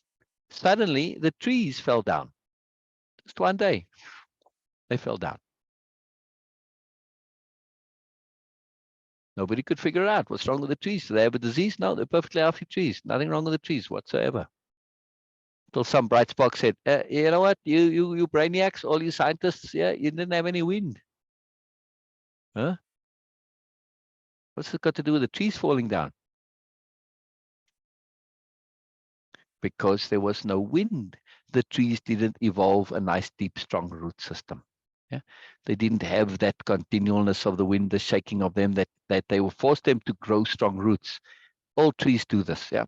So a part of being a tree is to utilize, respond, adapt, extend, and take the gifts of the universe around you, like wind, to see it as a capital G gift. Every time that wind blows, the trees are saying, thank you, thank you, thank you. You're helping me to get stronger. Yes. Without the wind, they can't do it. See? So interactivity, a tree isn't purely passive, it interacts, but in a very profound way. So to tree is a very big deal. Yes, very big deal. Very big deal. So this thinking as a tree is very, very potent. That's why trees are a big deal, Norma. Absolutely. The new nobility and trees absolutely go together. Yes. They kind of see themselves to a large extent as ambulatory trees. Yeah, nice fancy word there, ambulatory. It's going to do with ambulances. Well, in a way it has, because an ambulance is something that can move, right? So to amble, it comes from the root amble, walk, in other words, to move, right? So ambulatory trees, trees that can move, in other words. It doesn't necessarily mean walk, just means move, yeah. But it's sort of connected to walk a little bit. Anyway, just fun, I don't mean to use fancy vocabulary, but sometimes it's appropriate, right? It is there. So yes, absolutely. Thinking as a tree is a way to connect to Moreness, is a profound way. And to tree, it's a big deal to say, I'm going to tree. Right? This is like to say, I'm going to deeply meditate. I'm going to resonate. I'm going to connect with the universe. Yes. It's a very, very, very big deal. So as we go through this reading here a little bit, let's read and have some fun. Listen to what's not being said by way of story, right? So we're going to look at the characters, and we're going to look at implications of what they're saying and how they interact and connect, and the vibe, the atmosphere of their interactions and so on, right? And all sorts of stuff, right? Because we already know where the story part of it is going, right? In terms of it's heading towards appropriateness, right? So let's look at Nora here. Nora spoke up next. A wild, clever girl with penetrating insights, full of surprises, a rocket ship of a girl. Wow. Now, what is that? How does that resonate with you guys? Before we get to what she says here, right? This is the description of Nora in essence, right? A wild, clever girl with penetrating insights, full of surprises, a rocket ship of a girl. Yeah. What does that bring up for you guys? Norma? Does Norma say something there? No, Norma is sometimes a wild, clever girl with penetrating insights and full of surprises. Yes. Yes. So Nora, Norma, all yes. And like Nora, Norma can be very cheeky and very humorous in a good way, right? In a wonderful, brilliant, beautiful way. Yes. And thoughtful, of course, too. Yes. And this is very powerful.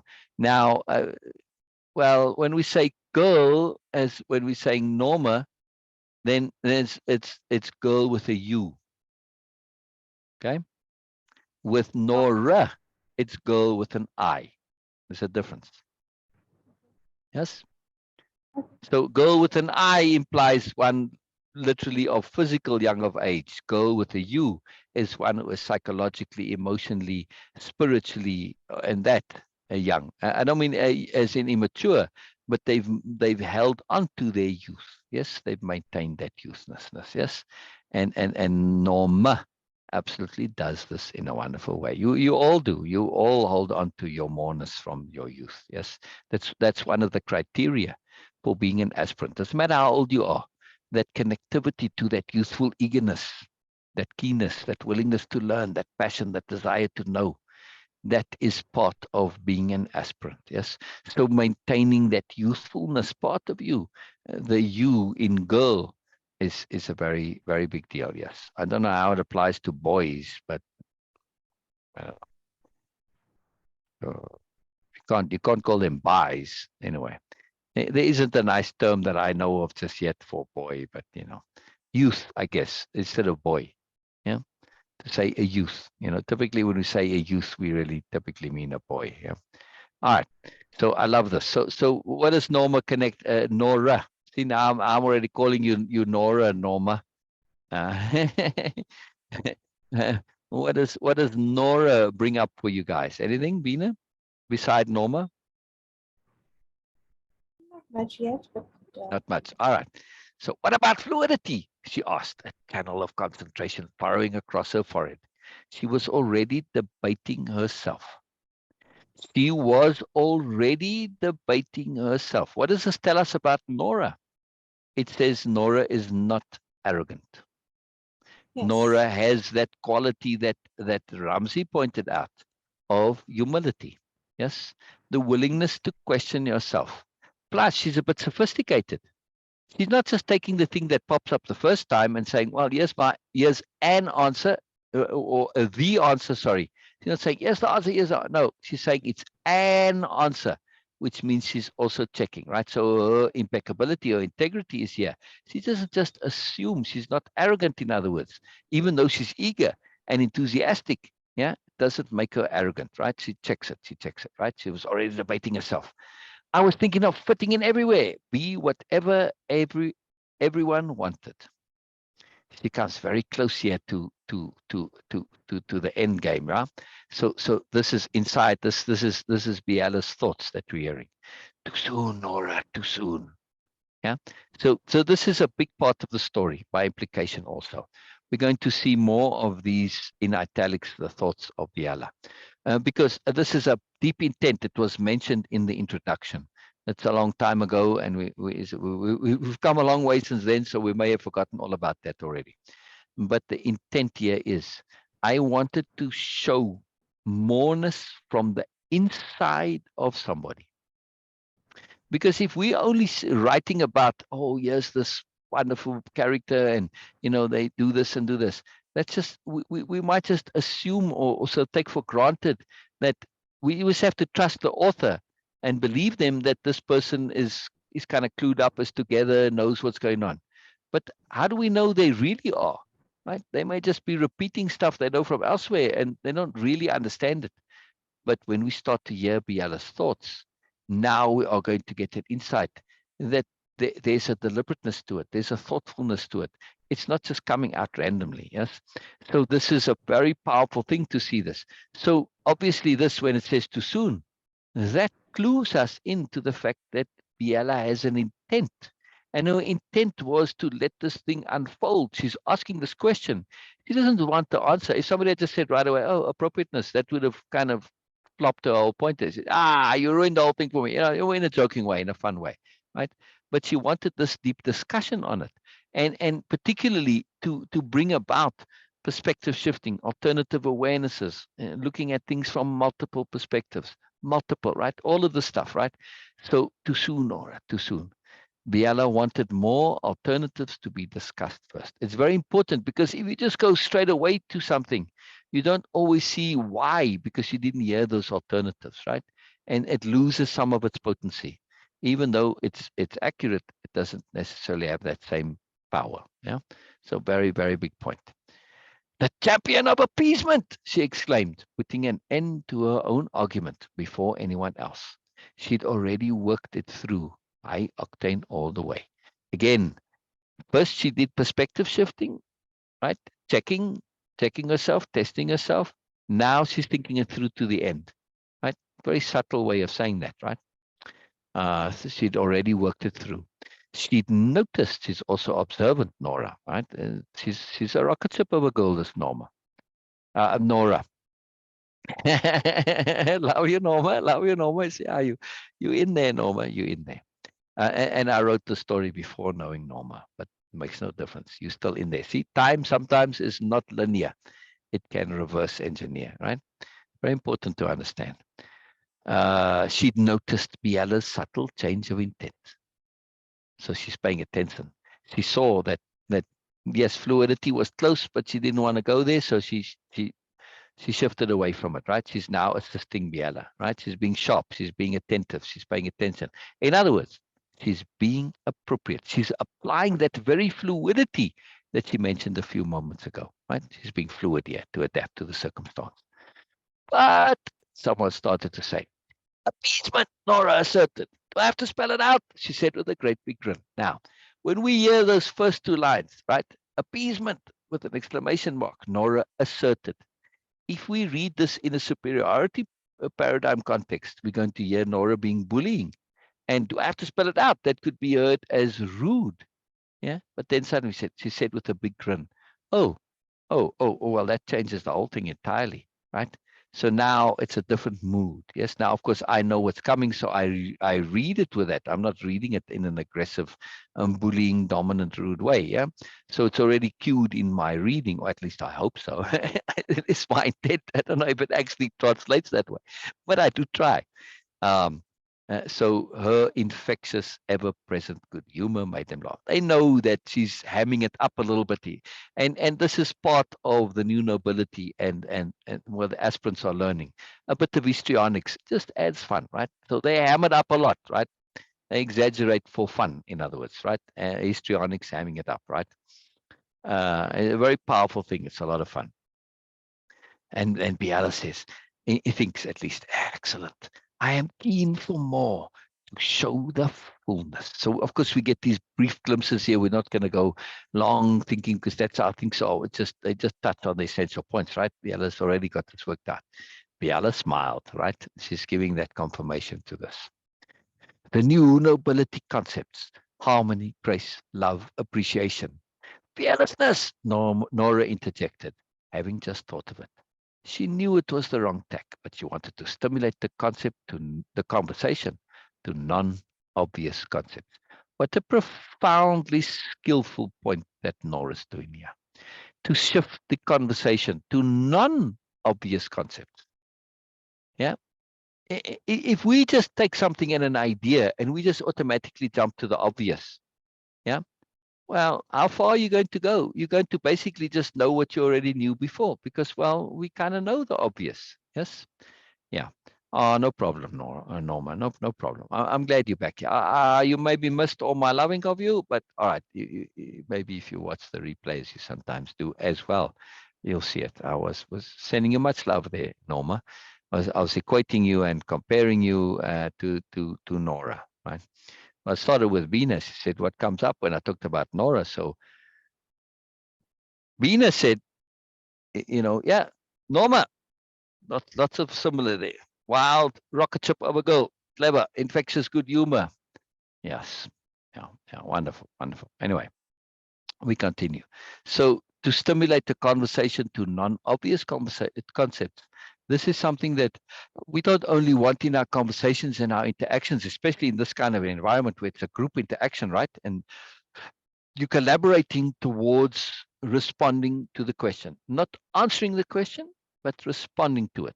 Yes, yeah, even though it's a question that begs an answer, they are already trained to respond rather than answer.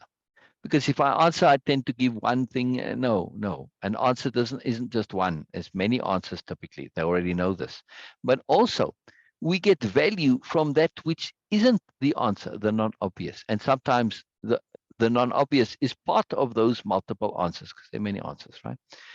Typically, there are many answers, right? So, but the non-obvious is very, very helpful. It's a very sophisticated point that she does there. That's why this is repeated here now, but of epistrophe. She was a rocket ship of a girl, that Nora. Epistrophe is the deliberate creative use of repetition. It's done on purpose for the point of emphasis. And also, look, I don't say it exactly the same way. It's slightly different, right? A shift, right? But this emphasizes the point, and it's like a chorus in a song, right? A choruses are epistrophe as well. Ambition, greed, desire, Carl June said with a twinkle in his eye. He beamed at Nora as if this had been all her idea, teasing her. Now, this is very sophisticated teasing here, right? In this that, like, because Nora was at that point earlier where she was being sort of assertive in a mock playful way, right? where if you didn't understand at first, you might think she was being a bit bullying, right? So this is where it brings in ambition, greed, desire. See, it's tying to that what she did earlier, right? Which is kind of a tease, like, well, if I took you in that way, then I could think that you have ambition and greed and desire, you see. But of course, he's teasing, and he knows this is not the case, right? So where he makes out as if this has been her idea, and he just picked this up from her earlier. But he's just teasing her, right? A very sophisticated teasing. She scowled back at him, startling him for a second, but then smiled slowly too quick to him.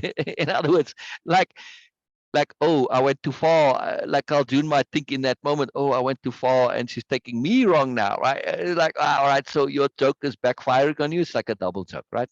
So they have this sophisticated humor because she was too quick for him. So yeah, well, good try, Carl June, but try again next time, right?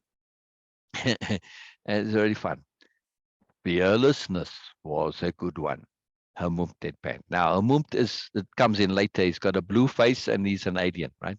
There are a couple of aliens thrown in amongst them, Hermumpt being one of them. You can just pick it up from his name, right?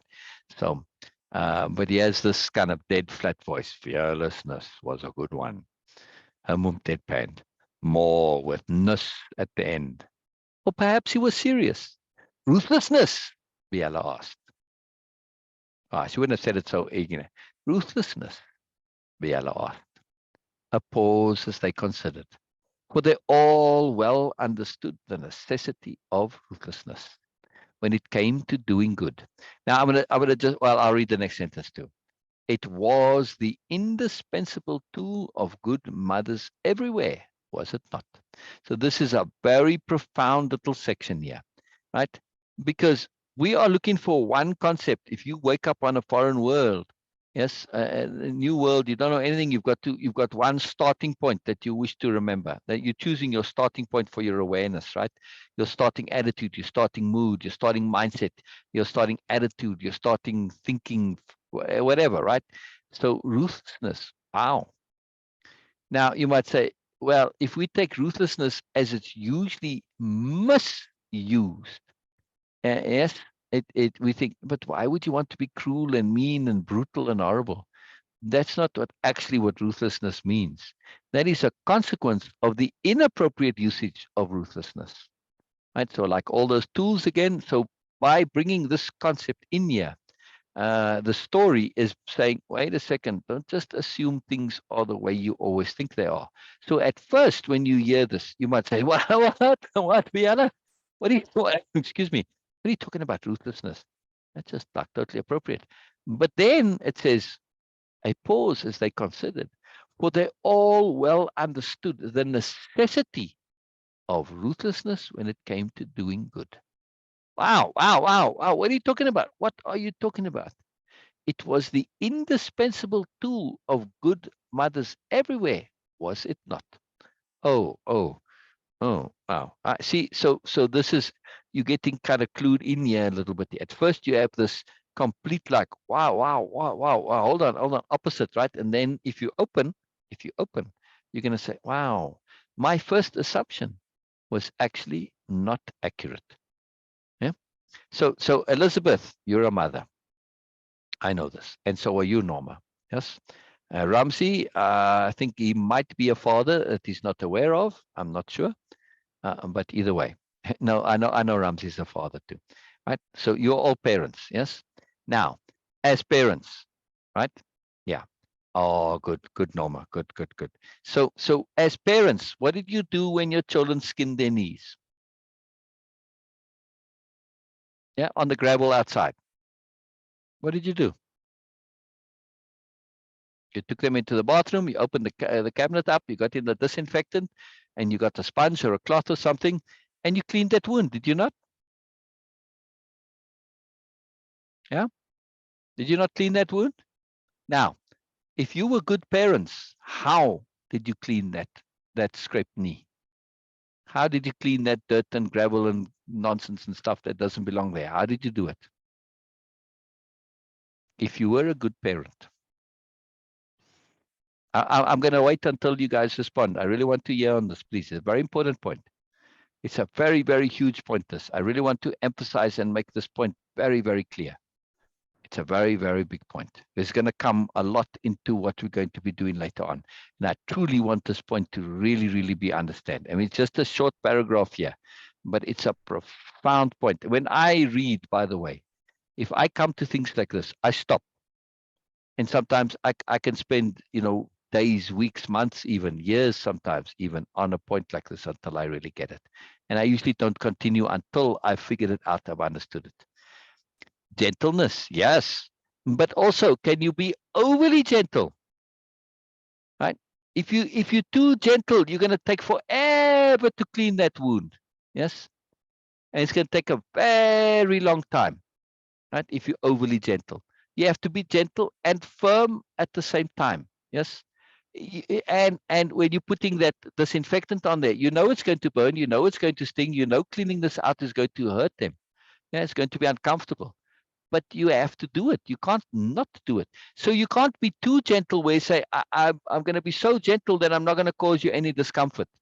I mean, you can't put your child under anesthetic while you clean out their scraped knee, correct? It's not practical. So you have to have that understanding that yes, I'm going to be gentle, but at the same time, I'm also going to be firm. And I am also going to be causing you discomfort, even some pain. Can't be helped if you're a good mother. Now, I have literally known mothers that could not clean out those wounds because, oh, you poor baby, I don't want to hurt you. And they just leave it. And the child's going, ow, ow, ow, ow, ow. And they stop cleaning the wound. They literally stop cleaning that wound and the child gets infected, of course. Yeah. Or the skin scabs over and they've got grit in the wound and it causes all sorts of problems. Yeah. Inappropriate application of goodness. They weren't good mothers. They weren't ruthless to do that unpleasantness that needed to be done. And that's what ruthlessness means.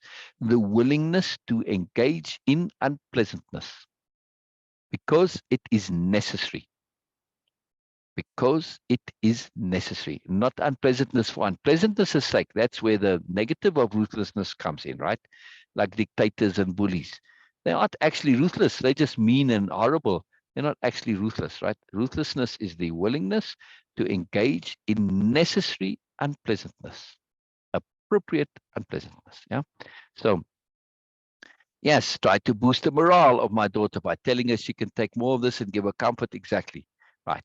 So that would not matter to her if she gets uncomfortable cleaning the wound. Right. But the underlying point is, Ramsey, you are making every effort to make this less uncomfortable because you need to engage in that uncomfortableness in order to clean the wound. You can't escape that. So your ruthlessness as a good parent says, I have to do this. I'm going to try and lessen it as much as I can, but I'm not going to avoid doing it. All of you ended up actually cleaning that wound, right? At least I hope so. You weren't those parents that said, well, sorry, baby. Never mind. It's all right. It's all right. And they just leave it and they give the kids, painkillers up to kazoo and they leave this wound and it ends up to be a big infection and they have to take them to the hospital and God knows what all. Right? They avoided the problem because they weren't able to cause that little bit of unpleasantness. Right? They didn't have that ruthlessness. They didn't have that strength of character in them. Right? That's why it's the indispensable tool of good mothers everywhere. And also, of course, good nurses. If you go to a hospital and you look for the matron or the mother superior or whatever they call them, right? Ruthlessness, that's going to be typically, at least in every single matron or mother superior or head sister or head nurse that I've ever known, ruthlessness was a #1 criteria. You did not mess with matron. You did not mess with head sister, whatever they called her, right? Because you knew that they were willing to engage in the unpleasantness when it was necessary. That's why I didn't mess with them, right? Because they were about honesty. They were about truth. Sorry, your leg is gangrene. It's going to fall off. We're going to have to cut it off. Sorry, there's no way around it, right? Ruthlessness. If you leave that gangrenous leg and you don't cut it off in that horribleness of cutting it off, it is a terrible thing to lose your limb. But it's better to lose your limb than to lose your life. Yeah. You don't cut off that gangrenous thing. When gangrene has gone past the point of no return, you have to amputate. Yeah. You have to be ruthless. If you don't, the patient dies. Yeah. So many medical decisions require ruthlessness. Many. You want to check out a good surgeon, a good doctor, you need to find one that's ruthless, right? In other words, they don't shy away from the awful truth. They are willing to face and deal with the awful truth. That's ruthlessness. That's actually a better definition of ruthlessness. Wow, I never really thought of that before. Right, Bina? We never took ruthlessness in this connection. Ruthlessness Exactly. I is never the thought of it like yeah, yes. is Yes, the never. willingness to face and deal with the awful truth. That's ruthlessness. Yeah.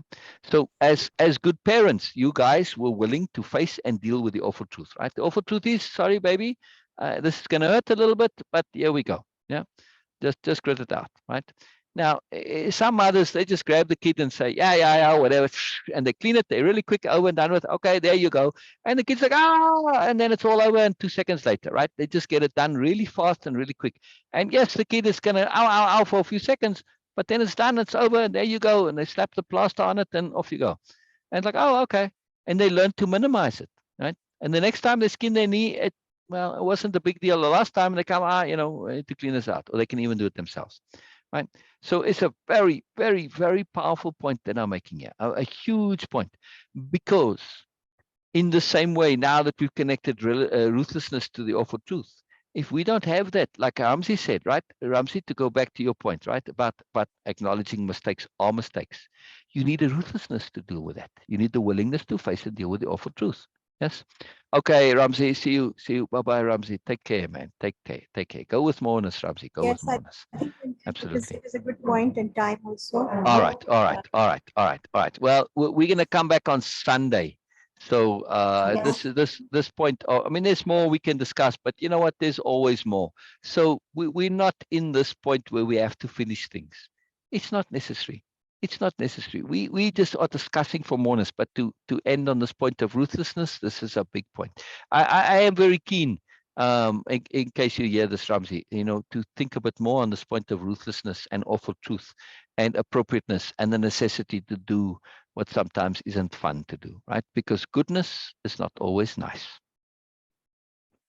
It's not always the same. They can coincide, but not always. So I'm keen to hear more on this. I'm very keen on this. I'm very keen to hear on this. All right, brilliant. All right. I love this. Yes. So I suspect. What's that, Bina? Say again. No, I was just saying that. Okay, bye for now, everyone. Thank you so much. Right. I just want to add one more point, Bina. I suspect that in the case of some of us, that we may have been a little overly gentle in our lives, and we don't have sufficient ruthlessness. Yes, I very much suspect this, and I'm keen to hear on this. I'm keen to hear more when we recognize that we prioritized gentleness over ruthlessness. We didn't balance them. We didn't match them. Yes, and that got us into trouble. Yes. All right. I love this. I absolutely love this. And I love all of you. And I look forward to, all right. Now, remember on Sunday, it's 2 hours earlier. Yes. In the weekdays, it's because on Sunday, I want to finish a little bit earlier. So I've got the rest of my Sunday to kind of chill and relax and absorb and go into it. Right. And also in case we run longer. So on Sunday, we are going to start chapter 2. And chapter 2 is very different to chapter 1. You'll see. Just as a little teaser. Interesting. Oh, it's very different. You're going to see. It's like, wow. Oh, okay. Very cool. All right. I love this. All right. See you guys on Sunday at 8 a.m. Pacific time. 8 a.m. Pacific time, Sunday. Weekdays 10, Sundays 8. Yeah. All right. Bye-bye, everybody. Bye-bye. All right. See you soon, Vina. Bye-bye.